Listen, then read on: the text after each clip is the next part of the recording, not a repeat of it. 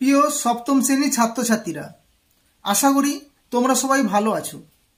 এই সেপ্টেম্বর মাসে তোমরা তোমাদের বিদ্যালয় থেকে সপ্তম শ্রেণীর মডেল অ্যাক্টিভিটি টাস্ক বিষয় পরিবেশ ও ভূগোল 6 নম্বর পাঠটি পেয়েছ। এই প্রশ্নের উত্তরগুলি পাঠ্য বইয়ের কত পৃষ্ঠায় আছে ও খাতায় কিভাবে লিখতে হবে সেই সংক্রান্ত বিষয় নিয়ে আমি চিত্ত স্যার তোমাদের কাছে সহজ সরলভাবে আলোচনা করব। প্রথমে আসা যাক খাতায় আমরা কিভাবে লিখব। তোমাদের এই মডেল অ্যাক্টিভিটি টাস্ক প্রতিটি বিষয়ের খাতার উপরে তোমরা তোমাদের বিদ্যালয়ের নাম অবশ্যই লিখবে, ছাত্রছাত্রীর নাম অর্থাৎ তোমার নাম লিখবে, তুমি কোন শ্রেণীতে পড়ো সপ্তম শ্রেণীতে লিখবে, তোমার রোল নাম্বার কত, কোন সেকশনে পড়ো এবং বিষয়টি প্রতিটা বিষয়ে খাতার উপরে তোমরা এটা লিখবে। তারপরে তোমরা তোমাদের উত্তরগুলি লিখবে। প্রথম প্রশ্ন 1 নম্বরে তোমার প্রশ্নের মান দেওয়া আছে 1 × 3 = 3। এবারেই তোমাদের এই মানটি দেওয়া আছে। 1, বিকল্পগুলি থেকে সঠিক উত্তরটি নির্বাচন করে লেখো। প্রথম প্রশ্ন, পৃথিবীর ছাদ যে মালভূমিকে বলা হয় সেটি হলো ক ছোটনাগপুর মালভূমি, খ মালম মালভূমি, গ পামির মালভূমি, ঘ লাদাখ মালভূমি। এটির উত্তর আছে তোমাদের বইয়ে 41 পাতায়। সঠিক উত্তর দেখতে পাচ্ছ, পামির মালভূমিকে পৃথিবীর ছাদ বলা হয়। খাতায় তোমরা কেমন লিখবে? পৃথিবীর ছাদ যে মালভূমিকে বলা হয় সেটি হলো, শুধু সেই উত্তরটাই লিখবে, গ পামির মালভূমি। ঠিক আছে।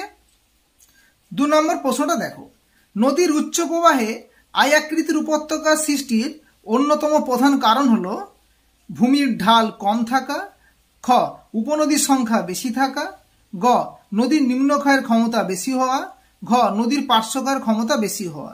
এটি তোমাদের পাঠ্য বইয়ে 54 পাতায় আছে। তবে সঠিক উত্তরটি হবে নিম্নক্ষয়ের ক্ষমতা বেশি হওয়া।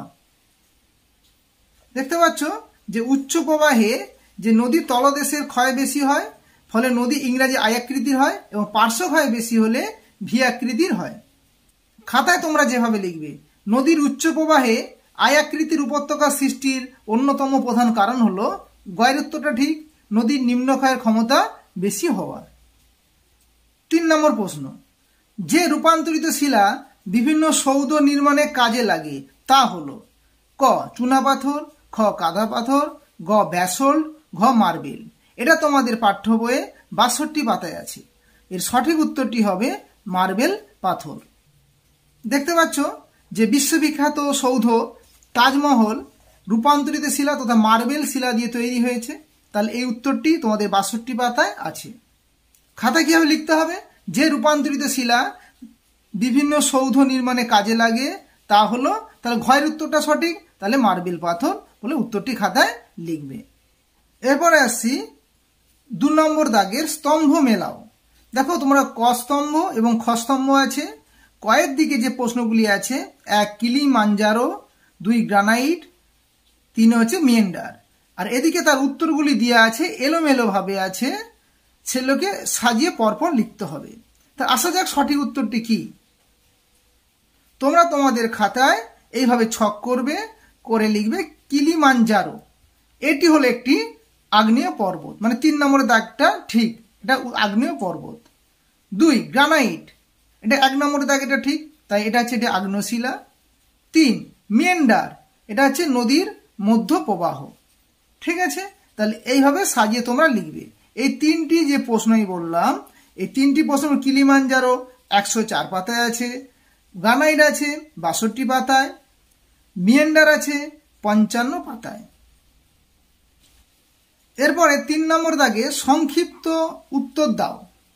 প্রথম প্রশ্ন কি?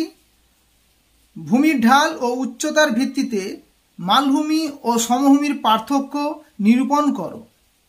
এটা মান আছে 2। কত নম্বর পেজ? তোমাদের পাঠ্য বইয়ে 42 পাতায় এই প্রশ্নের উত্তরটি দেয়া আছে। দেখতে পেয়েছো এখানে পর্বত, মালভূমি, সমভূমি 3টে দেওয়া আছে। আমাদের মালভূমি এবং সমভূমির ভূমির ঢাল ও উচ্চতা সম্পর্কে লিখতে হবে। ঠিক আছে, আসা যাক আমরা খাতায় কিভাবে লিখব। এভাবে একটা বক্স করব, তার প্রথমে বিষয় লিখব, তারপরে মালভূমি, তারপরে সমভূমি। 1 নম্বর পয়েন্ট, ভূমির ঢাল। মালভূমির চারিদিকে খাড়া ঢাল আছে। সমভূমির উপরিভাগটা সমতল ও সামান্য মৃদু ঢালযুক্ত হয়। এটা 1 নম্বর। দ্বিতীয় পয়েন্ট, উচ্চতা। সমুদ্র পৃষ্ঠ থেকে এর উচ্চতা 300 মিটারের বেশি হয়, অর্থাৎ 300 থেকে 600 বা 800 মিটারের মধ্যে এর উচ্চতাটি হয়। আর সমভূমিতে লিখবে সমুদ্র পৃষ্ঠ থেকে এর উচ্চতা 300 মিটারের কম হয়। তোমরা এখানে জেনে রাখো, কোনো ভূমির উচ্চতা আমরা সমুদ্র পৃষ্ঠ থেকে নির্ণয় করি, সি লেভেল থেকে নির্ণয় করি, ঠিক আছে। আর কি করবে, একটা উদাহরণ দিয়ে দিবে। যেমন মালভূমির উদাহরণ কি হবে, ছোট নাগপুর মালভূমি। আর সমভূমির উদাহরণ দিবে গাঙ্গেয় সমভূমি, ঠিক আছে। এরপরে 3 দাগের 2 নম্বর প্রশ্নটা, নীলনদের উপর কি উদ্দেশ্যে আসওয়ান বাঁধ নির্মাণ করা হয়েছিল? এটার মান আছে 3 নম্বর এবং এটা তোমাদের পাঠ্য বইয়ে 114 পাতা। তোমরা দেখতে পাচ্ছ এই 114 পাতা। নীলনদের উপর যে বাঁধটা নির্মাণ করা হয়েছিল তার কি উদ্দেশ্য সেটা এখানে লেখা আছে। আসা যাক আমি খাতায় কিভাবে পয়েন্ট আকারে তোমাদের লিখেছি সেটা দেখো।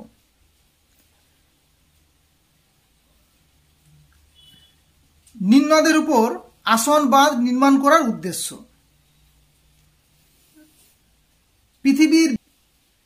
পৃথিবীর বৃহত্তম নদী বাঁধ হলো উচ্চ আসওয়ান বাঁধ। এটি মিশরের নীলনদের উপর নির্মিত। এই বাঁধটি নির্মাণের প্রধান উদ্দেশ্য হল ক, বন্যার নিয়ন্ত্রণ।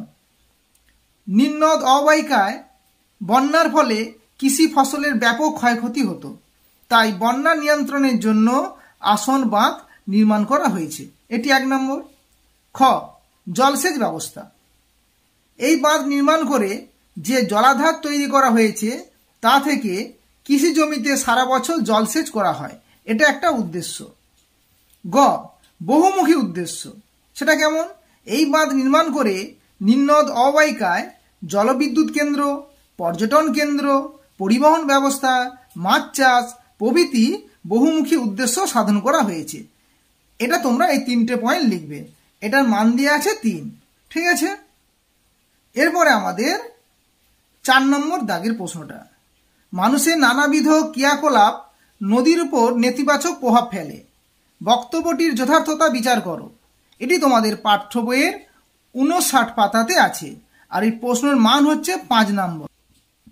এই প্রশ্নের উত্তরটি তোমাদের এই 59 পৃষ্ঠায় এখানে সংক্ষেপে লেখা আছে, ঠিক আছে। তোমরা একটু দেখে নেবে। আসা যাক খাতায় কিভাবে আমরা উত্তরটি লিখব। মানুষের নানাবিধ ক্রিয়াকলাপ নদীর উপর নেতিবাচক প্রভাব ফেলে।